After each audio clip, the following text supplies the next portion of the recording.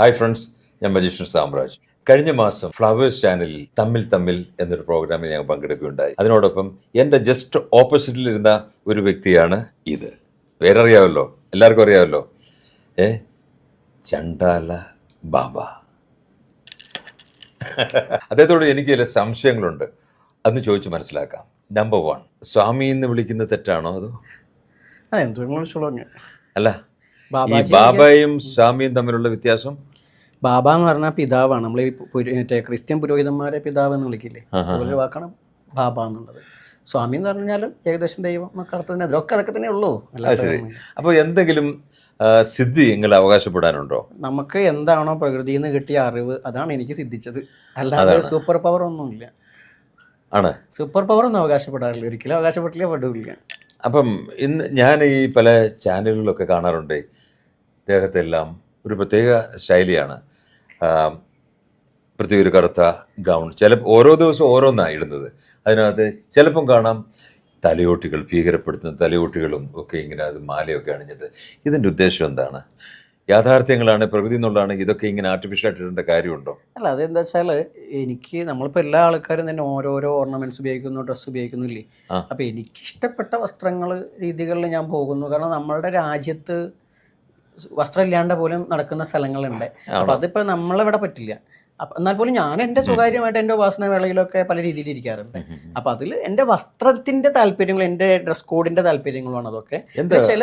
എടുത്ത് പറയട്ടെ, പിന്നെ ചില ഉപാസനാ മാർഗങ്ങൾ, ഈശ്വരീയമായിട്ട് ചില പദ്ധതികളിൽ ഒരു ഉപാസനാ മാർഗ്ഗങ്ങളുണ്ട്. അതെന്താ വെച്ചാൽ ഇന്നെ പോലെ ഇപ്പോൾ അങ്ങ് മാജിക് ചെയ്യുമ്പോൾ ഇന്നെ പോലെ ചെയ്യണം, അല്ലെങ്കിൽ ഡാൻസ് കളിക്കുമ്പോൾ ഇന്നെ പോലെ കാണിക്കണം എന്നൊക്കെ പറഞ്ഞ പോലെ ഉപാസനാ മാർഗ്ഗങ്ങൾക്കും അങ്ങനെ ഉണ്ട്. ആ സന്ദർഭങ്ങളിലും ഇത്തരത്തിലുള്ള വസ്ത്രങ്ങളും വേഷവിധാനങ്ങളൊക്കെ ഉണ്ട്. പിന്നെ എൻ്റെ ആശ്രമത്തിലെ മഠാധിപതിക്ക് ഒരു വസ്ത്രത്തിൻ്റെ ആ മഠാധിപതിയായിട്ടിരിക്കുകയാണെങ്കിൽ ഇന്ന വസ്ത്രത്തിലിരിക്കണം. അതിനൊരു തിരുവസ്ത്രം എന്നൊക്കെ പറഞ്ഞൊരു സംവിധാനം ഉണ്ട്. ഈ തലയോട്ടി എന്നൊക്കെ പറഞ്ഞാൽ ഭയപ്പെടുത്തുന്നൊരു സംഭവമാണല്ലോ, അല്ലേ? എന്ത് തോന്നുന്നുണ്ട്, എന്തുകൊണ്ടുണ്ട്? അതെന്താ വെച്ചാൽ ഇന്നെ പോലെ ഇപ്പോൾ അങ്ങ് മാജിക് ചെയ്യുമ്പോൾ ഇന്നെ പോലെ ചെയ്യണം, നല്ല എന്തെങ്കിലും വെച്ചു ഒരു മാലയിട്ടുകൂടെ എന്താ വെച്ചാൽ നിങ്ങളൊരു പേടിയുള്ളൊരു കുട്ടിയുടെ അടുത്ത് ചെല്ലാന്നിരുതാ, ആ കുട്ടിയുടെ പേടി മാറ്റാൻ താമര കാണിച്ചിട്ട് കാര്യമുണ്ട്.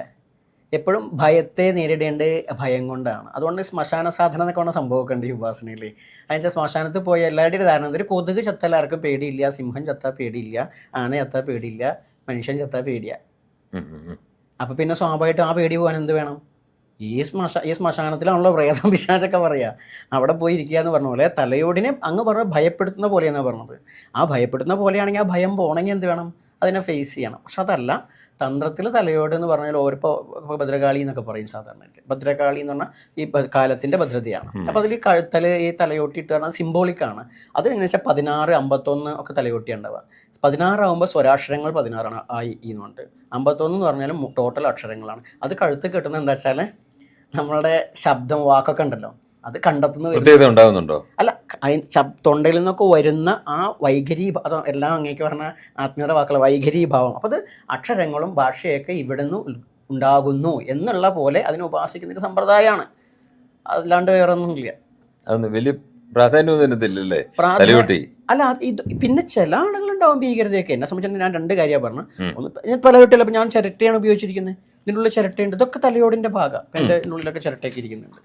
ഇതൊക്കെ തലയോടെന്ന് പറഞ്ഞാൽ ബുദ്ധിബോധം. എന്തിനെയോ സ്വാധീനിക്കാൻ വേണ്ടിയാണ് ഇതെല്ലാം ചെയ്യുന്നത്, ഭീതിപ്പെടുത്താനോ ഒക്കെ? അല്ല, സിംബോളിക്കാണ്. ഇപ്പൊ അങ്ങനെ ഇല്ല. പക്ഷെ മജീഷ്യന്റെ കയ്യിലുണ്ടാവുന്ന സ്റ്റിക്ക്, അത് കാണുമ്പോൾ അറിയാളൊരു മജീഷ്യൻ. അല്ല, ക്യാപ്പ് ഇപ്പോഴത്തെ ക്യാപ്പ് പോലെയല്ല, പണ്ടൊരു ക്യാപ്പ് ഉണ്ട്, ഈ പാചകക്കാരൻ്റെ ക്യാപ്പ് പോലെ അല്ല. അപ്പം അങ്ങനെ വരുന്ന സമയത്ത് ഒരു സിംബോളിക്കായിട്ട് പറയുകയാണ് ഇന്നതിൻ്റെ ആളാണെന്ന് പറഞ്ഞ പോലെ. അങ്ങനെ ചില കാര്യങ്ങളുണ്ട്. സർവോപരി എന്താ വെച്ചാൽ എപ്പോഴും ശബരിമലയ്ക്ക് മാലയിടുന്ന ഒരാളെ സംബന്ധിച്ചിട്ട് എന്തിനാ മാലയിടുന്നത്? മാലയിട്ടില്ലെങ്കിൽ ആൾ ഭക്തനല്ലേ. പക്ഷെ സ്വയം ഒരു ബോധ്യപ്പെടുത്തലാണ്, ഞാൻ ഇന്നതാണ് എന്ന് സ്വയം ബോധ്യപ്പെടുത്താൻ വേണ്ടി. അല്ല, ബോധ്യപ്പെടുത്താൻ ഈ പർട്ടിക്കുലർലി ഈ കുട്ടികളെ പേടിപ്പിക്കുന്ന മറ്റുള്ള, ഞാൻ വേറൊരു കാര്യം പറഞ്ഞിട്ട്, സ്റ്റേജിൽ ഞാൻ ആദ്യം എൻ്റെ രംഗപ്രവേശം തന്നെ അട്ടഹാസ ചിരിയും ബഹളും ഫ്ലാഷ് ലൈറ്റ്സും ഒക്കെ ആയിട്ട് കയ്യിലൊരു വലിയൊരു തലയോട്ടിയായിട്ടാണ് വരുന്നത്. ഇത് ഒരു ഉദ്ദേശമുണ്ട്, ആൾക്കാരെ എന്നിലേക്ക് അട്രാക്ട് ചെയ്യാൻ വേണ്ടി. അല്ല, ഇതിനകത്ത് ദിവ്യാത്ഭുതമൊന്നും ഞാൻ അവകാശപ്പെടുന്നില്ല. ഇത് താങ്കൾ എൻ്റെ ചെറുപ്പത്തിൽ എൻ്റെ പ്രോഗ്രാം കണ്ടിട്ട് എന്നെ കോപ്പി അടിക്കുകയല്ലേ എന്നൊരു സംശയം. എനിക്ക് വലിയ ഇഷ്ടം, പക്ഷെ കോപ്പി അടി ഇതിന്റെ ഭാഗമൊന്നുമല്ല. എനിക്ക് അങ്ങനെ വലിയ ഇഷ്ടം. അങ്ങയുടെ കണ്ണ് എനിക്ക് ഭയങ്കര ഇഷ്ടമാണ്, അങ്ങയുടെ ശബ്ദം ഭയങ്കര ഇഷ്ടമാണ്. അപ്പൊ അന്നത്തെ കാലത്തൊന്നും എനിക്ക് സത്യത്തിൽ അങ്ങയെ കാണുന്ന സമയത്ത് ഈ ഞാൻ ഇപ്പോൾ ഉപയോഗിക്കുന്ന അല്ലെങ്കിൽ കൊണ്ടു നടക്കുന്ന ഈ ഫീൽഡുമായിട്ട് ഒരു താല്പര്യത്തിലും അല്ല. ഞാൻ നല്ലൊരു കലാകാരനാണെന്ന് മാത്രം കരുതിയ ഒരാളാണ്. പക്ഷെ എൻ്റെതായ അന്ന് തൊട്ട് ഇന്ന് വരെയുള്ള ഞാൻ ആത്മീയത പറയുമ്പോൾ എല്ലാവരും പറയാറുണ്ട്, ഈ തമ്മിൽ ഞാൻ പറഞ്ഞു, എൻ്റെ ആത്മീയത സാമൂഹികമായിരിക്കുന്ന അൺടച്ചബിലിറ്റി ഉച്ചനീചത്വത്തിനെതിരാണ് ഞാൻ ഉപയോഗിക്കുന്നത്. അതിന് ഈ കാലഘട്ടത്തിന്റെ പല മാർഗങ്ങളും ഉപയോഗിക്കും. ഉച്ചനീചത്തിന് എതിരാണ്. അപ്പൊ ഞാൻ ഉപയോഗിക്കുന്ന വെപ്പണാണ് എൻ്റെ ആത്മീയത. എല്ലാവർക്കും ഒരു ആയുധം ഉണ്ടാവും. എൻ്റെ ആയുധം ഞാൻ വർഷങ്ങളോളം, ഞാനൊരു സുപ്രഭാതത്തിൽ എണീറ്റിട്ട് എനിക്ക് ദൈവം സിദ്ധി എന്ന് പറഞ്ഞു വരുന്ന ആളല്ല. ഞാൻ വർഷങ്ങളോളം ഇവിടെ പഠന രീതികളുടെ, എല്ലാ മതത്തിനും പഠിക്കാനുള്ള രീതികളുണ്ട്. അതൊക്കെ സർക്കാർ സംവിധാനം അംഗീകരിക്കാത്തൊക്കെ ഉണ്ട്. അപ്പം അങ്ങനെ വർഷങ്ങളോളം പഠിച്ച് വന്നിട്ട് ഇതിൻ്റെ ന്യൂനതകൾ ഉണ്ടെങ്കിൽ അത് ഇപ്പം പൂർണ്ണമായും ശാസ്ത്രീയത എന്ന് പറഞ്ഞു കഴിഞ്ഞാൽ നമ്മൾ പോണത് എത്ര കാലം നിങ്ങൾ ശാസ്ത്രീയത പറഞ്ഞാലും വിശ്വാസി ലോകം ഇവിടെ ഉണ്ടായിരിക്കും. അപ്പോൾ അവർക്കൊരു മാറ്റം വരണ്ടേ? അവർക്ക് മാറ്റം വരേണ്ട അവർ ഉള്ളിൽ നിന്ന് പ്രവർത്തിക്കണം. അവരെ കുറ്റം പറയുന്നതോളം നിങ്ങളെ വിട്ടു നിർത്തുക ചെയ്യുക. അപ്പോൾ അതിൽ നന്മകളുണ്ട്. ആത്യന്തികമായ ആത്മീയതയ്ക്കൊരു നന്മയുണ്ട്. നന്മയില്ലാത്തത് കൊണ്ട് ലോകത്തിന് അങ്ങ് മാജിക്കിലൂടെയും വേണമെങ്കിൽ ജനങ്ങളെ ചൂഷണം ചെയ്യാം. അപ്പോൾ അത് നന്മയ്ക്ക് ഉപയോഗിക്കുക, നന്മപരമായിട്ട് ഉപയോഗിക്കുക എന്നുള്ളിടത്താണ് അത്. ഞാനപ്പോൾ അതുകൊണ്ടാണ് അൺടച്ചബിലിറ്റിക്ക് എതിരെയും ഉച്ചനീചത്വം എല്ലായിടത്തും ഉണ്ട്, ഇവിടെ മാത്രമൊന്നുമല്ല. അപ്പോൾ അതിന് ഈ രാജ്യത്ത്, ഈ സംസ്ഥാനത്ത് ഇരുന്നിട്ട് എനിക്ക് പറ്റുന്നത് ഞാൻ ചെയ്യുന്നു. അതിന് എൻ്റെ മാർഗം ഇതാണ്. കാരണം ഈ ഉച്ചനീചത്വമൊക്കെ ഉണ്ടായത് ആത്മീയത മുന്നിട്ട് വെച്ചിട്ട് തന്നെയാണ്. ദൈവത്തിൻ്റെ പേരിലാണ് ഇത്. അതൊരു മതത്തിലല്ല, എല്ലാ മതത്തിലും ദൈവത്തിൻ്റെ പേരിലാണ് മറ്റവനെ അപരവൽക്കരിക്കുന്നത്. അപ്പോൾ അതിനെ നേരിടേണ്ട അതേ ആയുധം കൊണ്ട്. ഈ ഉച്ചനീചത്വവും അല്ലേ ഈ സവർണർ എന്നൊക്കെ പറയുമ്പോൾ താങ്കൾ പെട്ടെന്ന് മുഖത്തൊരു ഭാവപ്പെട്ടുണ്ടായൊരു ദേഷ്യം പോലെ കാണിക്കുന്നത് ആരോടുള്ള സംഭവം? ഒരാളോടല്ല, ആ വിഷയത്തിന്റെ ഗൗരവമാണ്. വിഷയത്തിന്റെ ഗൗരവം. ഇപ്പൊ നമ്മൾ ദി കിങ് എன்ற സിനിമ വന്നു. അപ്പൊ മമ്മൂട്ടി ഡയലോഗ് പറയുമ്പോൾ അവിടെ ഇന്ത്യൻ ഭരണം IAS ഒക്കെ പാടാൻ നേരത്ത് അവിടെ ചിരിച്ചു പറയാൻ പറ്റില്ല.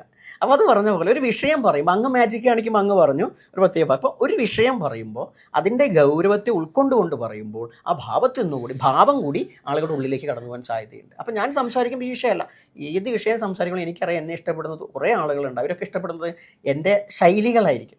അത് പലതും ഇഷ്ടപ്പെടാത്തതിനും കാരണം അങ്ങനെ ആയിരിക്കും. അപ്പോൾ അതുകൊണ്ട് വിഷയഗൗരവം, ഉച്ചനീചത്വം എന്ന് പറഞ്ഞാൽ ഗൗരവമുള്ള വിഷയമാണ്. മനുഷ്യനിൽ വിട്ടു നിർത്തുമ്പോൾ എന്തിൻ്റെ പേരിലാണ് ഇവൻ്റെ ദൈവം എന്തോ പറഞ്ഞു എന്ന ധാരണയില്ല. അപ്പോൾ അത് തെറ്റാണെന്ന് പറയാൻ ചിരിച്ചിട്ട് അതൊക്കെ അങ്ങനെ അറിയുമ്പോൾ നിസാരവൽക്കരിക്കുകയാണ്. അതിന് ഗൗരവമുണ്ട്. പക്ഷെ എന്താണ്, അത് മനസ്സിൽ കൊണ്ടുനടക്കാൻ പറ്റില്ല. അതുകൊണ്ട് അത് കഴിഞ്ഞാൽ നമ്മൾ. അടുത്ത ചോദ്യം, എത്ര വർഷമായി താങ്കൾ ഞാൻ അങ്ങനെ ഫോക്കസ് ചെയ്ത് വെച്ചിട്ട് അയക്കണം നോക്കി ഞാൻ ബോധപൂർവം തന്നെ തിരിയാത്ത. എത്ര വർഷം? അപ്പോൾ ഈ ആത്മീയ പാതയിൽ എത്ര വർഷമായി കോൺസെൻട്രേറ്റ് ചെയ്തിട്ട്? ഈ പറയപ്പെടുന്ന ഈ പ്രൊഫഷണൽ ആണെങ്കിൽ ഓക്കെ, ഞാൻ 10-20, ഇപ്പം എനിക്ക് 41 വയസ്സ് കഴിഞ്ഞു. ഒരു 20 വയസ്സ് തൊട്ടിട്ട് ഞാൻ ഇതേ മേഖലയിൽ പഠിച്ച് പ്രവർത്തിച്ചുകൊണ്ടിരിക്കുകയാണ്. പക്ഷേ എൻ്റെ ഈ പ്രവർത്തനം തുടങ്ങിയിട്ട് ഇപ്പോഴൊന്നുമല്ല, എൻ്റെ കുട്ടിക്കാലം തൊട്ട് എൻ്റെ ചിന്തയാണ്. കാരണം ഞാനൊക്കെ ഇപ്പോൾ ഈ പറഞ്ഞ നമ്മുടെ പ്രേക്ഷകരടക്കം കരുതും ഇയാൾ എന്തേ വർത്തനം വേണം വെച്ചാൽ ഈ അൺടച്ചബിലിറ്റിയും മാറ്റി നിർത്തലൊക്കെ ഉണ്ട്. കാരണം ഇതൊക്കെ വെറുതെ പറയാൻ തോന്നും. ഞാൻ അന്ന് അനുഭവിച്ച ഒരാളാണ് കുട്ടിക്കാലത്ത്. അപ്പം അന്ന് തൊട്ടേ എനിക്കിതൊക്കെ ദൈവം ഉണ്ടാക്കിയതാണോ. അപ്പോൾ ആ അന്വേഷണം ആണ് ഇന്ന് എന്നെ നിലനിർത്തുന്നത്. ആ അന്വേഷണത്തിന് അതിൽ നിന്ന് എൻ്റെ ബോധ്യമാണ് ഇതൊന്നുമല്ല ദൈവികത. അപ്പോൾ അതിനെതിരെ സംസാരിക്കേണ്ട ആത്മീയ ആചാര്യന്മാർ പോലും ഇതൊക്കെ തന്നെ കൊണ്ടുനടക്കുന്നത്. അപ്പോൾ സ്വാഭാവികമായിട്ടും പിന്നെ ഉണ്ടെങ്കിലും ഇല്ലെങ്കിലും ഞാൻ പറയാ സൂപ്പർ പവർ ഒന്നുമല്ല, എന്നാൽ പറയും ഇന്നലകളിൽ ഞാൻ ഉണ്ടാവും. അപ്പോഴും എൻ്റേത് ഈ മേഖലയൊക്കെ തന്നെ ആയിരിക്കും. ഇപ്പം അടുത്തത്, ഇതല്ലാതെ ഈ ആത്മീയമല്ലാതെ ഇങ്ങനെയുള്ള പ്രവർത്തനം അല്ലാതെ എന്തെങ്കിലും ജോലി ചെയ്യുന്നുണ്ടോ? ഞാൻ ഓൾറെഡി ഒരു ഡ്രാഫ്റ്റ്മാൻ ആണ്. അപ്പോൾ അതുമായി ബന്ധപ്പെട്ടാലും പ്ലാൻ വരയ്ക്കുക മറ്റുള്ളതൊക്കെ പറഞ്ഞു കഴിഞ്ഞാൽ അത് ചെയ്യുന്നുണ്ട്. അല്ലെങ്കിൽ പിന്നെ എനിക്ക് പറ്റുന്ന എല്ലാ തൊഴിലും ഞാൻ ചെയ്യാൻ റെഡിയാണ്. എനിക്കൊരു വിഷമം തോന്നിയിട്ടില്ല. എനിക്ക് അതുപോലെ തന്നെ എൻ്റെ കീഴിൽ എൻ്റെ ശിഷ്യർ. എൻ്റെ ചോദ്യം ചെയ്യാറുണ്ടോ? ചെയ്യാറുണ്ട്. ഇത് മാത്രമല്ല, ഡ്രാഫ്റ്റ്മാൻ മാത്രമല്ല, എനിക്ക് ഓൾറെഡി നൃത്ത വിദ്യാലയമുണ്ട്, തൃശ്ശൂരിൽ തന്നെയാണ്.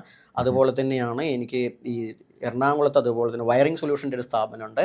ഈ തൃശ്ശൂർ കുന്നംകുളത്ത് ഈ ഇൻഡസ്ട്രിയൽ ഈ എഞ്ചിനീയറിംഗ് വർക്ക് അതിൻ്റെ സ്ഥാപനമുണ്ട്. ഇതൊക്കെ നടത്തി പോകുന്നുണ്ട്. ഇതൊക്കെ എന്നെ ഫോളോ ചെയ്യുന്ന എൻ്റെ ശിഷ്യർ തന്നെയാണ് ഇതൊക്കെ കൈകാര്യം ചെയ്തു പോകുന്നത്. ആത്മീയതയല്ല എൻ്റെ ഉപജീവന മാർഗ്ഗം. ആത്മീയത ആണ്, അല്ലാന്ന് ഞാൻ പറയില്ല. ഞാൻ ഏത് പ്രവൃത്തി ചെയ്താലും എനിക്ക് വേതനം വേണം. ഇത്രയും കഷ്ടപ്പെട്ട് ഇതിനു വേണ്ടി വർക്ക് ചെയ്യുന്നെന്ന് പറയുന്നുണ്ട്. ഇത്രയും ആദർശങ്ങളൊക്കെ മറ്റുള്ളവരിൽ ഞാൻ പറയും ഇതെല്ലാം. പക്ഷേ ഇത് ഞാൻ ചോദിച്ചിട്ട് ഇത്രയും ഇതിൽ എന്ത് നേട്ടമാണ് ഉണ്ടാക്കിയിട്ടുള്ളത്? എന്തെങ്കിലും ഫലം അതിനുണ്ടായിട്ടുണ്ടോ? എനിക്ക് പറയാനുള്ളത് കേൾക്കുന്ന ഒരു സമൂഹം ഉണ്ടായി വന്നിട്ടുണ്ട്. അങ്ങനെ ഒന്നുകൂടെ അത് ഒന്ന് കട്ട് ചെയ്ത് പറഞ്ഞോട്ടെ. ഞാൻ അല്ലല്ല അതിൻ്റെ അല്ല, ഞാൻ ബീ കീപ്പർ. ഓക്കെ, അപ്പോൾ ബാബ, ഞാൻ ബാബയെന്ന് വിളിക്കും. കറക്റ്റ് അല്ലേ? നിങ്ങൾ അതാണ് ആഗ്രഹിക്കുന്നത്. തീർച്ചയായും. ഈ ബാബയോട് ചോദിക്കുകയാണ്, ഇത്ര നാളത്തെ പ്രയത്നം, കാരണം താങ്കളുടെ വിലപ്പെട്ട സമയമെല്ലാം ഇതിനുവേണ്ടി മാറ്റുന്നു, സമൂഹത്തിന് എന്ത് നേട്ടമാണുള്ളത് ഉണ്ടായിട്ടുള്ളത്? സമൂഹത്തിന്റെ നേട്ടം എന്തെങ്കിലും അവകാശപ്പെടാനുണ്ടോ? ആദ്യം പറയേണ്ടത് സമൂഹത്തിന്റെ അല്ല, എൻ്റെ വ്യക്തിപരമായ കാര്യമാണ് പറയേണ്ടത്, എന്നിട്ട് സമൂഹത്തിന്റെ പറയാം. കാരണം താങ്കളുടെ ഓരോ വീഡിയോയുടെ ബാക്കിലേക്ക് നോക്കുമ്പം നിരവധി ആൾക്കാർ നെഗറ്റീവ് കൂടുതലും പറയുന്നുണ്ട്. അതാണ് കൂടുതൽ നെഗറ്റീവാണ്. അങ്ങനെ വിമർശിച്ചുമ്പോഴെല്ലാം എന്തെങ്കിലും നേട്ടം, പോസിറ്റീവ് ഒരു സംഭവം എല്ലാം സംഭവിച്ചായിട്ട് പറയാൻ പറ്റുമോ? ഓക്കെ. നമ്മളെങ്ങനെ വെച്ചാൽ നമ്മൾ ലോകത്തേക്ക് നോക്കുന്ന സമയത്ത് നമുക്ക് ഈ മോശമായിട്ട് എന്തെങ്കിലും കാണണമെങ്കിൽ അത് മാത്രമേ കാണുള്ളൂ, നന്മ കാണണമെങ്കിൽ നന്മ കാണാം. അപ്പോൾ എന്നെ സംബന്ധിച്ചിട്ട് ഞാൻ വരുന്നത് ഏലംകുളത്തു നിന്നാണ്, ഒരു സാധാ ഗ്രാമത്തു നിന്ന്. ഈ ഗ്രാമത്തിൽ നിന്ന് വന്ന ഞാൻ വെച്ചാൽ അച്ഛനും അമ്മയും എൻ്റെ പേരിട്ടത് ബിജു എന്നാണ്. ആ ബിജു ചണ്ടാളബാബയായിട്ട് ഇന്ന് കേരളത്തിൽ അധികമല്ലെങ്കിലും ഹൈന്ദവ ആധ്യാത്മിക മണ്ഡലത്തിൽ അറിയപ്പെടുന്ന ഒരു വ്യക്തിത്വമാണ്. അതറിയപ്പെടുന്നത് കേവലം ഒരു ആത്മീയാചാര്യനായിട്ടൊന്നുമല്ല, കൃത്യമായി ജാതീയ വ്യവസ്ഥകൾക്കെതിരെ പ്രവർത്തിക്കുകയും സംസാരിക്കുകയും ചെയ്യുന്ന ഒരാളാണ്. അപ്പോൾ അങ്ങനെ വരുന്ന സമയത്ത് അത്തരം ആളുകൾ എന്നെ കേൾക്കുമ്പോൾ ജാതിമത ഭേദമന്യേ എന്നെ കേൾക്കുന്നു, എന്നെ പിന്തുടരുന്നു, ആ നന്മ ഫോളോ ചെയ്യുന്നുണ്ട്. അതൊരു മാറ്റം തന്നെയാണ്. പിന്നെ അതുപോലെ തന്നെ ഇവിടെ ഉണ്ടായിരുന്ന പല ആചാരങ്ങളും ഇല്ലാണ്ടായിട്ട് ഞാൻ തിരിച്ചു കൊണ്ടുവരാനുള്ള ഒരു പേരുണ്ടാകുമ്പോൾ പോലും അതിനെ നവീകരിച്ചു കൊണ്ടുവരാൻ എനിക്ക് പറ്റിയിട്ടുണ്ട്. അതുകൊണ്ട് എന്ത് മാറ്റമാണെന്ന് ചോദിച്ചു കഴിഞ്ഞാൽ നല്ല മാറ്റമുണ്ടാണ്. എൻ്റെ ശിഷ്യരിൽ വിവിധ ജാതി മതസ്ഥരുണ്ട്, ഈക്വൽ, അവർ തുല്യരായിട്ട് നിൽക്കുന്നു. മറ്റുള്ളവർക്കൊക്കെ പോയി കഴിഞ്ഞാൽ ഏതെങ്കിലും ഒരു വിഭാഗം ആൾക്കാർ ഒരേ ആദർശം ഫോളോ ചെയ്യുന്നവരാണ്. ഒരു ഗുരുവിൻ്റെ കീഴിൽ ഒരേ ദർശനമായിരിക്കും. എൻ്റെ അങ്ങനെയല്ല, എൻ്റെ കീഴിൽ മുസ്ലിം കുട്ടികളുണ്ട്, ക്രിസ്ത്യൻ കുട്ടികളുണ്ട്, അതുപോലെ തന്നെ പല സാമുദായിക ഭേദമല്ലാന്നുണ്ട്. ഇവരൊക്കെ ഇവരുടെ ഇഷ്ടപ്പെടുന്ന ആത്മീയതയെ ഫോളോ ചെയ്യുന്നത്, അതൊന്നും മാറ്റുന്നില്ല. അപ്പോൾ എല്ലാവർക്കും ഒന്നു ചേരാൻ അവർക്ക് പറ്റുന്നുണ്ട്. ആത്യന്തികമായി രാജ്യത്തിൻ്റെ ഭരണഘടന മുന്നോട്ട് വയ്ക്കുന്ന എന്താണോ ആത്യന്തിക ജ്ഞാനാത്വത്തിൽ ഏകത്വം എന്ന് പറഞ്ഞ സംവിധാനം മുന്നോട്ട് വയ്ക്കാനും അതിൻ്റെ മുകളിൽ എന്നെ കേൾക്കുന്നൊരു സമൂഹം ഉണ്ടാകുന്ന എനിക്ക് നല്ല ബോധ്യമുണ്ട്. അതൊരു മാറ്റം തന്നെയാണ്. ആ മാറ്റം ഉണ്ടായി വന്നത് എത്ര അങ്ങ് നെഗറ്റീവ് കമൻറ്റ് കാണും, അതൊക്കെ നമ്മളെ അറിയാത്ത ആളുകളല്ലേ. എത്ര ആളുകൾ പറഞ്ഞ ആളുകൾ ഇപ്പം എന്നെ ഫോളോ ചെയ്യുന്ന ആളുകളുണ്ട്. അത് സിദ്ധി കണ്ടിട്ടൊന്നുമല്ല ഞാൻ പറയുന്നപ്പോൾ. ഇപ്പോഴത്തെ ഭരണഘടനാപരമായിട്ട് ഒരുപാട് ആശയങ്ങൾ ഞാൻ പറഞ്ഞു, ഒരുപാട് വൈറലായ വീഡിയോകൾ ഇപ്പോൾ നടന്നുകൊണ്ടിരിക്കുന്നുണ്ട്. ഗോവധത്തെക്കുറിച്ചിട്ടായാലും ഗോമാംസത്തെക്കുറിച്ചിട്ടായാലും സ്ത്രീ പ്രവേശനമായാലും ഇതൊക്കെ ഇത്തരം വിഷയത്തിലൊക്കെ എൻ്റെ ഓരോ സ്റ്റേറ്റ്മെൻറ്റും ആളുകൾ ഒരുപാട് സ്ത്രീകളൊക്കെ എത്രയോ അറിയും എന്നെ കാണുമ്പോഴത്തേനും ഓടി വരുന്നത്. അങ്ങ് പറഞ്ഞ കാര്യം ഞങ്ങൾ പറയാൻ ആഗ്രഹിക്കുന്നു. അപ്പോൾ ഞാൻ പറഞ്ഞു, ഞാൻ നിങ്ങളുടെ ഒരാളാണ്. അപ്പോൾ സ്വാഭാവികമായിട്ടും അവർക്ക് പറയാനുള്ളത് പറയുന്ന, ആരെയും ഭയക്കാതെ പറയുന്ന ഒരാൾ, അതും ആത്മീയതയിൽ നിന്നുകൊണ്ട്, അല്ലാണ്ട് ഈ കുപ്പായിട്ടുകൊണ്ട് ഇതിൻ്റെ മേളിലെന്തോ ആവുമല്ല. ചോദ്യം ചെയ്യേണ്ടതിനെ ചോദ്യം ചെയ്യുകയാണ്. ആത്മീയം എന്ന് പറയുമ്പോൾ മാത്രമല്ല, താങ്കളുടെ വസ്ത്രധാരണവും രുദ്രാക്ഷരം ഇതിനൊക്കെ ഓരോ അർത്ഥങ്ങളുണ്ട്. ഇതെല്ലാം വെച്ച് നോക്കുമ്പോഴേ ഈ ഹിന്ദു മതം ആയിട്ടുള്ള, അതായത് ക്രിസ്ത്യൻ മതം അല്ലാതെ മുസ്ലിം മതമായിട്ടുള്ള ബന്ധമല്ലല്ലോ, ഇല്ലേ? ഹിന്ദു മതമായിട്ടല്ലേ കൂടുതൽ ചേർച്ചയുള്ളത്, അല്ലേ? മതം ഞാൻ പറയില്ല, അത് പറഞ്ഞ അങ്ങേക്ക് വിഷയം തന്നെ അല്ല. ഇതിന്റെ അർത്ഥം എന്താണിത്? ഇത് ആത്മീയമായിട്ടാണെങ്കിൽ ഇതെന്താ വെച്ചാൽ ശാന്തത, അത്തരം കാര്യങ്ങളെ കാണിക്കാൻ വേണ്ടിയിട്ടാണ്, ജപത്തിന് വേണ്ടി ഉപയോഗിക്കുന്ന ഒരു ഇൻസ്ട്രുമെന്റ് ആണ്. കൂടാതെ ശാന്തതയാണ്. ഒന്നുമില്ലെങ്കിൽ ഞാൻ പറയുക ഒരു മരത്തിന്റെ കായാണ്. ഇത് ആദിമ ജനതയുടെ അതല്ല. ആദ്യം കുറെ കാര്യങ്ങൾ പറഞ്ഞു, പിന്നെ ലാസ്റ്റ് നമ്മൾ ആർഗ്യൂ ചെയ്ത് കഴിയുമ്പോൾ പറയുന്നത് വെറും ഒരു മരത്തിന്റെ കായ. അല്ല, അങ്ങനെയുള്ളൂ. ഇതിന്റെ അത്രയേ ഉള്ളൂ. ഇതിനൊക്കെ ആദ്യത്തിൽ ഒരു കായായിട്ട് ഉപയോഗിക്കപ്പെട്ടതാണ്. വനത്തിൽ ജീവിക്കുന്ന ആളുകൾ ഒരു കായായിട്ട്, ഒരു ഓർണമെന്റ്സ് ആയിട്ട് ഉപയോഗിച്ച സാധനമാണിത്. പിന്നീടാണ് ഇത്, ഇവിടെ മാത്രമല്ല, പിന്നീടാണ് ആത്മീയത അപ്ലൈ ചെയ്യുന്നത്. ദൈവത്തിന് ഓഫർ ചെയ്യല്ല ആദ്യം ചെയ്തത്. കഴിക്കുമ്പോൾ പിന്നെ ഒരു സ്ഥലത്ത് കൊണ്ടുവച്ചു. പിന്നീട് അവൻ ദൈവത്തെ കാണാൻ. അല്ല, രുദ്രാക്ഷത്തിന്റെ ഒത്തിരി അർത്ഥമുണ്ട്, നിങ്ങൾക്ക് അറിയാഞ്ഞിട്ടാണെന്ന് എനിക്ക് തോന്നുന്നുണ്ട്. അതിനെ അറിയണമെന്നുണ്ടെങ്കിൽ രുദ്രാക്ഷം ഭാഷാർത്ഥം വേണമെങ്കിൽ പറഞ്ഞുതരാം. രുദ്രന്റെ കണ്ണാണ് കണ്ണുനീരുന്നുണ്ടായി എന്നൊക്കെയാണ്. ഇതൊക്കെ വിശ്വാസികളുടെയാണ്. വിശ്വസിച്ചാൽ മാത്രമേ ഇതിന് കാര്യമുള്ളൂ, അല്ലേ? അല്ലെങ്കിൽ ഒന്നുമില്ല. അതാ പറയുന്നേ. അല്ലെങ്കിൽ വെറും മരത്തിന്റെ കായ, അല്ലേ? അല്ലാണ്ട് അങ്ങ് ഔഷധ ഗുണം എത്ര പറഞ്ഞാലും അങ്ങ് സയന്റിഫിക് ആയിട്ട് പ്രൂവ് ചെയ്യണമെങ്കിൽ പ്രൂവ് ചെയ്തോളൂ. ഇതുകൊണ്ട് ക്യാൻസർ മാറ്റാനൊന്നും പറ്റില്ല. ഇതൊക്കെ സാധാരണക്കാർ എന്നോട് ചോദിക്കട്ടെ, പഞ്ചമുഖം ഇട്ടാൽ എന്താണ്, ആറുമുഖം ഇട്ടാൽ എന്താണ്, ഏകമുഖം ഇട്ടാൽ, ഞാൻ പറയും അതൊക്കെ ഇട്ട് കഴിഞ്ഞാൽ വാങ്ങുന്നോർത്ത് കാശ് കൊടുക്കാം. ഇതൊക്കെ ഒന്ന് വലിയൊരു ബിസിനസ്സാണ്.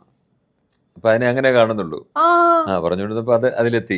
അല്ല, എത്താനില്ല. ഞാൻ പറയുന്ന എൻ്റെ ശിഷ്യർക്കൊന്നും നോക്കിയത് കാണില്ല. ജപിക്കാനത് പരമ്പരാഗത രീതിയിൽ ഉപയോഗിക്കുന്ന ഒരു സാധനമാണ്. പിന്നെ ഞാൻ ആത്യന്തികമായി തുടർന്ന് കൊടുത്ത തദ്ദേശീയ ജനവിഭാഗങ്ങളുടെ ആചാരാനുഷ്ഠാന വിശ്വാസങ്ങളാണ്. ഇതെല്ലാം അവരുടെ പാരമ്പര്യത്തിന്റെ ഭാഗമാണ്. പാരമ്പര്യത്തെ, സമ്പ്രദായത്തെ ലോകത്തിന് ഉപദ്രവം ഉപേക്ഷിക്കുന്ന ആറ്റം ബോംബൊന്നുമല്ലല്ലോ. ബാബ എന്ന് പറയുമ്പോൾ ആദ്യം എന്നോട് പറഞ്ഞത് സ്വാമി എന്നും വേണമെങ്കിൽ പറയാം, അല്ലേ?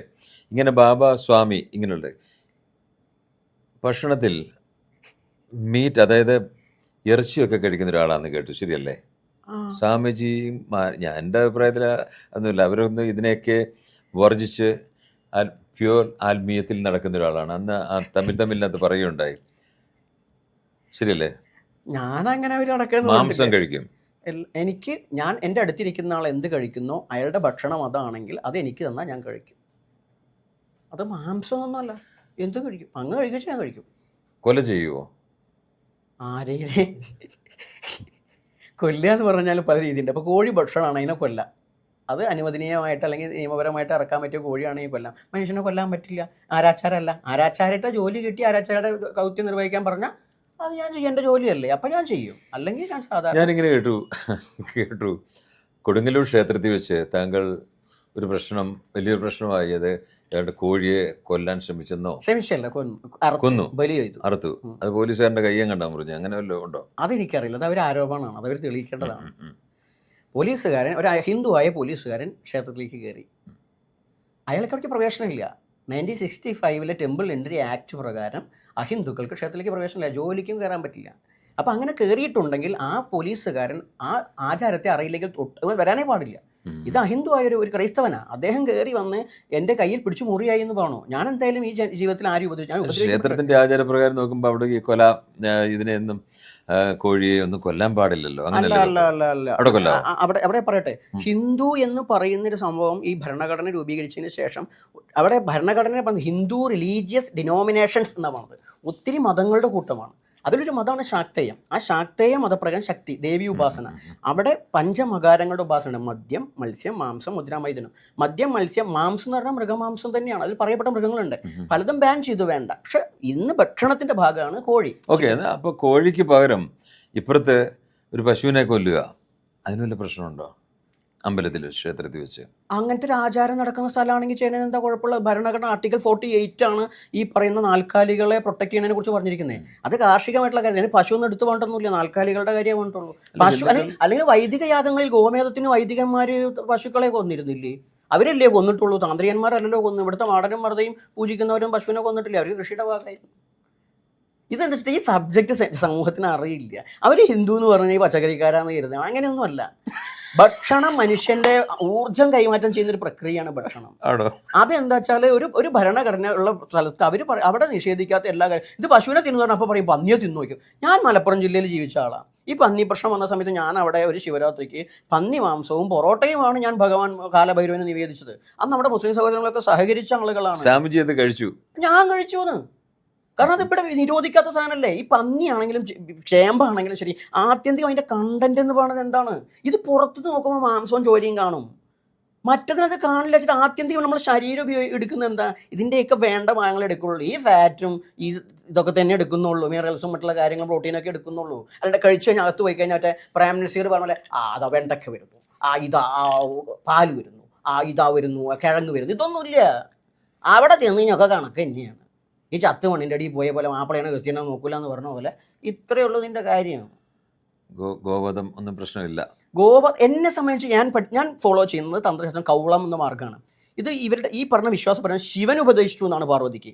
അതിൽ പറയുന്നത് വെച്ചാൽ വേണ്ടി വന്നാൽ ഒരു ബ്രാഹ്മണനെയും പശുവിനെയും കൊല്ലാം എന്നാണ്. മറ്റുള്ളവർ പറയുന്നുണ്ടൊക്കെയല്ലേ എൻ്റെ ധർമ്മം പാണത് വേണ്ടി വന്നാൽ. അപ്പം അത് പറയാൻ കാരണം എന്താ? അല്ലെങ്കിൽ ഇത് കൊല്ലാൻ പറ്റില്ല എന്ന് പറഞ്ഞുകൊണ്ടല്ലേ. പക്ഷേ ഈ ധർമ്മം പാണത് വേണ്ടി വന്നോ കൊല്ലാം. അപ്പോൾ താങ്കളുടെ വ്യക്തിപരമായ അഭിപ്രായം കൊല്ലുന്നതുകൊണ്ട് പ്രശ്നമൊന്നുമില്ല അല്ലേ? ഭക്ഷണത്തിന് വേണ്ടിയിട്ട് ഒരു രാഷ്ട്രത്തിൻ്റെ ഭരണഘടന അനുവദിക്കുന്നുവെങ്കിൽ അതിൽ പാപമൊന്നുമില്ല. മനുഷ്യനെ തിന്നുന്നതിനോട് എനിക്ക് യോജിപ്പില്ല. അതെവിടെയും ചെയ്യുന്നത് കണ്ടിട്ടുമില്ല ഞാൻ. അല്ലാണ്ട് പശു എന്ന് പറഞ്ഞാൽ ഇവിടെ കയറ്റുമതി ചെയ്യുന്നതിൽ പശു ഉണ്ടെന്നാണ് ഞാൻ കേട്ടത്. പിന്നെ ഇപ്പം എന്താ ഇന്ത്യയിലുള്ളവർക്ക് തിന്നാൽ അങ്ങനത്തെ പ്രശ്നമൊന്നുമില്ല. പറ്റുന്നവരുട്ടോ. എനിക്കെന്നെ വല്ലാണ്ട് അതിൻ്റെ ടേസ്റ്റ് പറ്റില്ല. എനിക്കത് ചോ എടുക്കും, പാലിൻ്റെ ചോ എടുക്കും, ആട്ടിറച്ചിയും തന്നെ എനിക്ക് ചോ എടുക്കും. പക്ഷെ എന്നാൽ പോലും ഞാൻ അങ്ങോട്ട് പോലും അങ്ങ് തന്നു കഴിഞ്ഞാൽ അങ്ങനെ വിഷമിക്കേണ്ട കഴിക്കാൻ.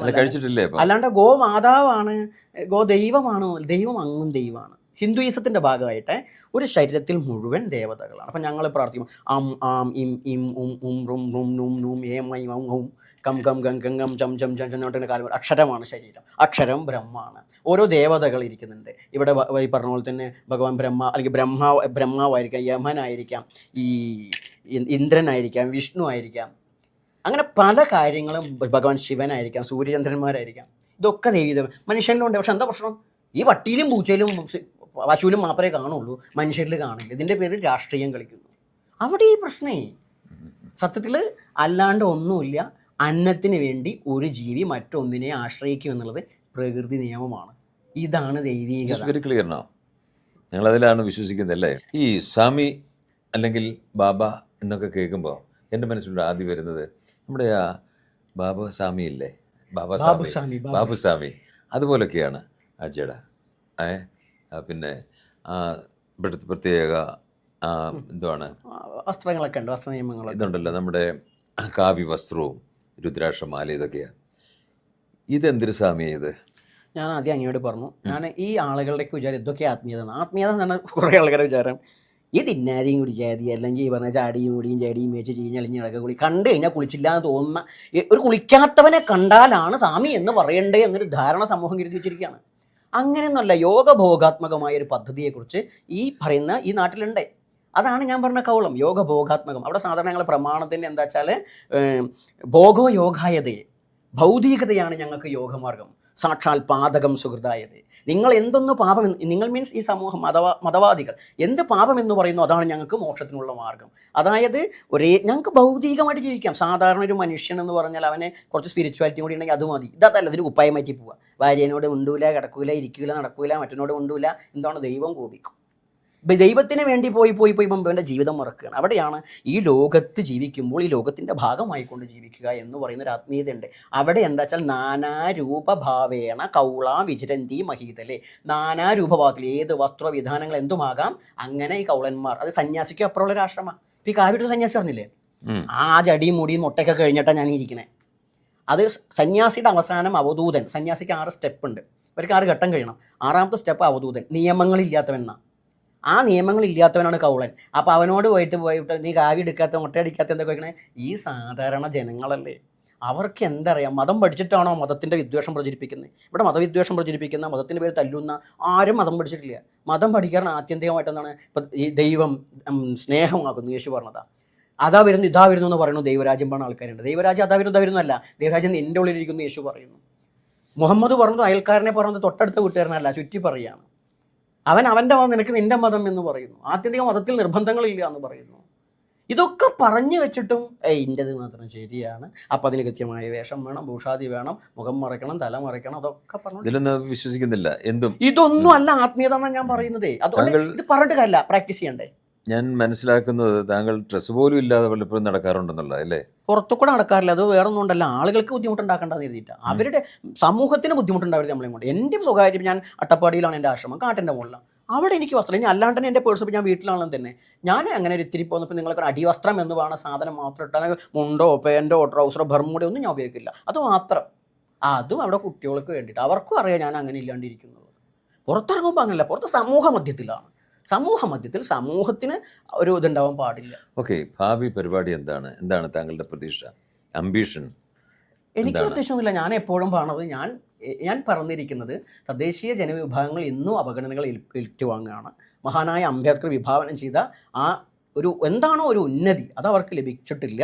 ഇന്നും അൺടച്ചബിലിറ്റി ഉണ്ട്. അപ്പോൾ സ്വാഭാവികമായിട്ട് അതിനെതിരെ പ്രവർത്തിച്ച് ഒരു ജനതയുടെ, തദ്ദേശീയമായ ആ ജനതയുടെ ആചാരാനുഷ്ഠാന വിശ്വാസങ്ങൾ കൂടി, കാരണം മതസ്വാതന്ത്ര്യമുള്ള നാടാണ്, അപ്പോൾ അതുകൂടി കൃത്യമായി പരിഗണിക്കപ്പെടണം.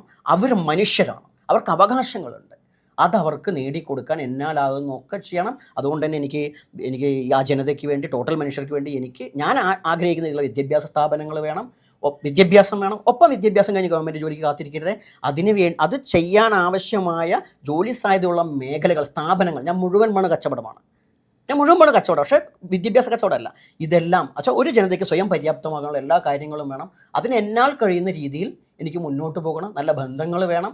സ്വാഭാവികമായിട്ട് ഇതൊക്കെ സാധിക്കാൻ രാഷ്ട്രീയം ആവശ്യമാണെന്നൊരു സാഹചര്യത്തിൽ നിൽക്കെ ഇത്രയും കാലം രാഷ്ട്രീയമായിട്ടൊരു ഭേദം കാണാത്ത ഞാൻ അടുത്ത രാഷ്ട്രീയത്തിലേക്ക് ഇറങ്ങാനുള്ള ഒരു പരിപാടിയാണ്. കാരണം വെച്ചാൽ മഹാനായ അംബേദ്കർ പറഞ്ഞു വെച്ചത്, അംബേദ്കറെ പഠിക്കുമ്പോൾ കൂടുതൽ കാര്യങ്ങൾ മനസ്സിലാവുക. അപ്പോൾ അംബേദ്കർ പറഞ്ഞു വെച്ചിട്ടുണ്ട്, ഈ ജനാധിപത്യ സംവിധാനത്തിൽ അതിൻ്റെ ശീലകം എന്ന് പറയുന്നത് അമ്പലത്തിൻ്റെ ശ്രീകോവിലും പള്ളിയുടെ ചർച്ച ഒന്നുമല്ല. അത് സാക്ഷാൽ ഈ പറയുന്ന പാർലമെൻറ്റും നിയമസഭയൊക്കെയാണ്. അവിടേക്കുള്ള പ്രവേശനം സാധ്യമാണ്. ഭരണ പങ്കാളിത്തം അല്ലെങ്കിൽ അധികാര പങ്കാളിത്തം ഇല്ലാത്തടത്തോളം കാലം, പണ്ട് കാലത്ത് അത് ഇല്ലാത്തതുകൊണ്ടാണ് ഈ മാറ്റി നിർത്തപ്പെട്ടത്. ഇനി അതില്ലാതിരിക്കണമെങ്കിൽ ഭരണ പങ്കാളിത്തം വേണം. ആ ഭരണ പങ്കാളിത്തം എൻ്റെ ശിഷ്യർക്കും മറ്റുള്ളവർക്കൊന്നും അതിനുള്ളൊരു കാലിബർ ഇല്ലാത്തതുകൊണ്ടെന്നാണ് നമ്മൾ സ്വയമേവ ഇറങ്ങാൻ വേണ്ടി നമ്മളെ ഉൾക്കൊള്ളുന്നത്. എൻ്റെ ആത്മീയത, എൻ്റെ പ്രവർത്തനം, എൻ്റെ ആശയങ്ങളെ, അല്ലെങ്കിൽ എനിക്കെൻ്റെ ഒരു അഭിപ്രായ സ്വാതന്ത്ര്യം ഉണ്ട്. ഇപ്പം എനിക്ക് ഇതിന് തടസ്സം നിൽക്കാത്ത ആരോപ്പവും സഹകരിച്ചു പോകാനായിട്ടുണ്ട്. ഓക്കെ, ഞാൻ നേരത്തെ ചോദ്യത്തിന് കാട് കയറി ഒത്തിരി ഉത്തരം പറഞ്ഞു. കാരണം വാട്ട് ഈസ് യുവർ അംബിഷൻ എന്നുള്ളത്. എൻ്റെ ലാസ്റ്റ് ആൻഡ് ഫൈനൽ ക്വസ്റ്റ്യൻ, താങ്കളെ ഇന്ന് താങ്കൾക്കൊരു മുഖ്യമന്ത്രിയാകാനുള്ള യോഗം ഉണ്ടാകുകയാണ്, കേരളത്തിൻ്റെ മുഖ്യമന്ത്രി. താങ്കൾ എന്തൊക്കെ പരിഷ്കാരം ഇവിടെ കൊണ്ടുവരും? താങ്കൾ എന്ത് ചെയ്യും? ഒന്നെന്താ വെച്ചാൽ വിദ്യാഭ്യാസത്തിൽ ആദ്യത്തിൽ ഞാൻ ഭരണഘടന, ഭാരതത്തിൻ്റെ അല്ലെങ്കിൽ രാജ്യത്തിൻ്റെ ഇന്ത്യയുടെ ഭരണഘടന കുട്ടികളുടെ ഒരു പഠന വിഷയമാക്കി മാറ്റും. പിന്നെ ഈ പറഞ്ഞ പോലെ തന്നെ വിശ്വാസങ്ങൾ അതിന് ശേഷമേ ഞാൻ ഈ പാഠ്യപദ്ധതിയുടെ ഭാഗമാക്കുള്ളൂ. ഏത് മതവിശ്വാസമാണ് ഇനി വിശ്വാസങ്ങൾ ചേർത്താൽ തന്നെ അതിൻ്റെ സയൻറ്റിഫിക് ആയിട്ടുള്ള വശങ്ങൾ കൂടി വിശ്വാസം തള്ളിക്കളയില്ല. വിശ്വാസത്തിനൊപ്പം തന്നെ അതിൻ്റെ സയൻറ്റിഫിക് ആയിട്ടുള്ള മാർഗ്ഗങ്ങൾ, സൈക്കോളജി, ഇത്തരം കാര്യങ്ങൾ പറഞ്ഞാൽ ആത്മഹത്യയൊക്കെ കൂടുതലാണ് ഇപ്പോഴത്തെ പിള്ളേർക്ക്. അപ്പോൾ അതൊക്കെ ഇല്ലാതിരിക്കാൻ വേണ്ടി ഒരു കൃത്യമായിട്ടൊരു ഒരു ഉണർവുള്ള അല്ലെങ്കിൽ തിരിച്ചറിവുള്ള ആ ഒരു രീതിയിൽ ഒരു ബലം, ഉറപ്പുള്ള മനസ്സ്. പട്ടിണി കിടന്നാലും തൂങ്ങി ചത്തേർന്നില്ല, ആത്മഹത്യ ചെയ്തിരുന്നില്ല. അപ്പോൾ അല്ലെങ്കിൽ പീഡിപ്പിക്കപ്പെട്ടാലും കയറി പിടിച്ചാൽ പോലും ആത്മഹത്യ ചെയ്തിരുന്നില്ല. അപ്പോൾ ആ ഒരു രീതിയിലേക്ക് വളർത്തിയെടുക്കുന്ന കാര്യങ്ങൾ ചെയ്യും. ഒന്ന്, വിദ്യാഭ്യാസ പ്രവർത്തനത്തിന് തന്നെയാണ് പ്രാധാന്യം കൊടുക്കുക.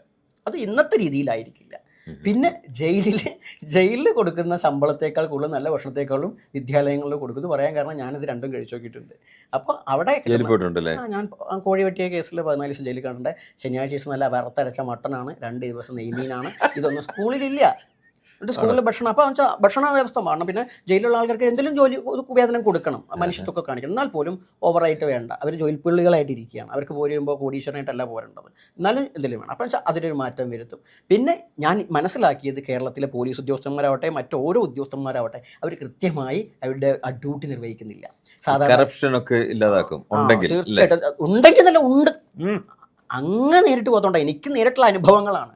അതുകൊണ്ട് തന്നെ വെച്ചാൽ ഇവിടെ രാഷ്ട്രീയക്കാരോ അല്ലെങ്കിൽ ഭരണാധികാരികളോ അല്ല പ്രശ്നം, ഉദ്യോഗസ്ഥ വൃന്ദങ്ങളാണ് പ്രശ്നം. അവർ ജോലി കിട്ടിക്കഴിഞ്ഞാൽ പിന്നെ സാധാരണക്കാരെ കാണുന്നത് വേറെ എന്തോ പോലെയാണ്. അത് മറ്റുള്ള കാശുള്ളവനെ കണ്ട് അങ്ങനെയല്ല, അല്ലെങ്കിൽ കുറച്ച് പവർ ഉണ്ടെങ്കിൽ. അതുകൊണ്ടാണ് ഈ രാഷ്ട്രീയത്തെക്കുറിച്ച് സംസാരിക്കുന്നത്. അപ്പോൾ അവിടെ എന്താ വെച്ചാൽ സാധാരണക്കാരന് നീതി ഉറപ്പാക്കുന്ന, അവൻ്റെ അവകാശങ്ങൾ ഉറപ്പാക്കുന്ന വെറും സേവകർ മാത്രമാണ് ഉദ്യോഗസ്ഥർ എന്നവരെ ബോധ്യപ്പെടുത്തും. നിങ്ങൾ സേവനം ചെയ്യുന്നവരാണ്. ഞാൻ ഉൾപ്പെടുന്ന, അങ്ങ് മുഖ്യമന്ത്രി ആണെങ്കിൽ ഞാൻ ഉൾപ്പെടുന്ന ഈ ഉദ്യോഗസ്ഥന്മാർ മുഴുവൻ ഇവരെ സേവിക്കേണ്ടവരാണ്, ഇവിടെ നിന്ന് അച്ഛന്മാരല്ല എന്നുള്ളത് എൻ്റെ ഒരു സംസാര ശൈലിയാണ്. ഞാൻ കുറച്ചിരിക്കുന്നത്, അതുകൊണ്ട് അച്ഛൻ എന്നുള്ള പ്രയോഗം ഇഷ്ടം. അച്ഛന്മാരല്ല എന്ന രീതിയിൽ അവർ നിലയ്ക്ക് നിർത്തും. ഒന്നല്ലെങ്കിൽ അവർ എന്നെ ആട്ടി പുറത്താക്കും, അല്ലെങ്കിൽ ഇവിടെ ഞാനൊന്ന് ഫിൽറ്റർ ചെയ്തെടുക്കും. ഓക്കെ, കേട്ടല്ലോ. അപ്പം എൻ്റെ ചോദ്യങ്ങൾക്കെല്ലാം ഉത്തരം തന്നു കഴിഞ്ഞു, കൃത്യതയാണ്. പക്ഷേ എനിക്കിപ്പോഴും ഒരു കൺഫ്യൂഷൻ ഉണ്ട് ഇതിൽ. എൻ്റെ ഒപ്പം മാജിക് ഇതുമായിട്ട് മാജിക് പ്യുവർലി സയൻസ് ആണ്, അല്ല ഇതിനകത്ത് ദിവ്യത്വമില്ല, സൂപ്പർ നാച്ചുറൽ പവർ ഉണ്ടെന്ന് പലരും ഒന്നുമില്ല. അല്ല, അത് ഞാൻ അങ്ങോട്ട് പറഞ്ഞു, എനിക്കിതറിയാം. മാജിക് ഞാൻ നിലമ്പൂർ പ്രദീപ് കുമാറിനടുത്ത് മാജിക് പഠിക്കാൻ പോയത് അങ്ങോട്ട് പറഞ്ഞിട്ടുണ്ട്, അന്നത്തെ കാലത്ത് എന്താണെന്ന് അറിയാൻ വേണ്ടി. അതുകൊണ്ട് മാജിക്ക് എനിക്ക് എപ്പോഴും ഇതൊന്നുമില്ല എന്ന് പറഞ്ഞാലും ഞാൻ ആസ്വദിക്കുന്ന നല്ലൊരു കലാരൂപമാണ്. കാരണം അത് നിങ്ങളുടെ പ്രസൻറ്റേഷൻ എന്ന് വെച്ചാൽ അവതരണ ശൈലിയാണ് അതിൻ്റെ ഏറ്റവും വലിയത്. കാരണം അത് ട്രിക്ക് വഴിക്ക് പുറത്ത് പറഞ്ഞു കൊടുക്കേണ്ട ആവശ്യമില്ല. ട്രിക്ക് അറിഞ്ഞാൽ പോയില്ലേ, ആ ട്രിക്ക് അറിയാത്തതാണ് രസം. അതുകൊണ്ട് ചിലതിൻ്റെ ഒന്നും ട്രിക്കും ആത്മീയതയുടെയാണ് ശരി, ചിലതൊന്നും എല്ലാവരും അറിയേണ്ട ആവശ്യമില്ല. റിസൾട്ട് ഭംഗിയായിരുന്നാൽ മതി. ഓക്കെ, എല്ലാ സന്തോഷം, നന്ദി, താങ്ക് യു വെരി മച്ച്.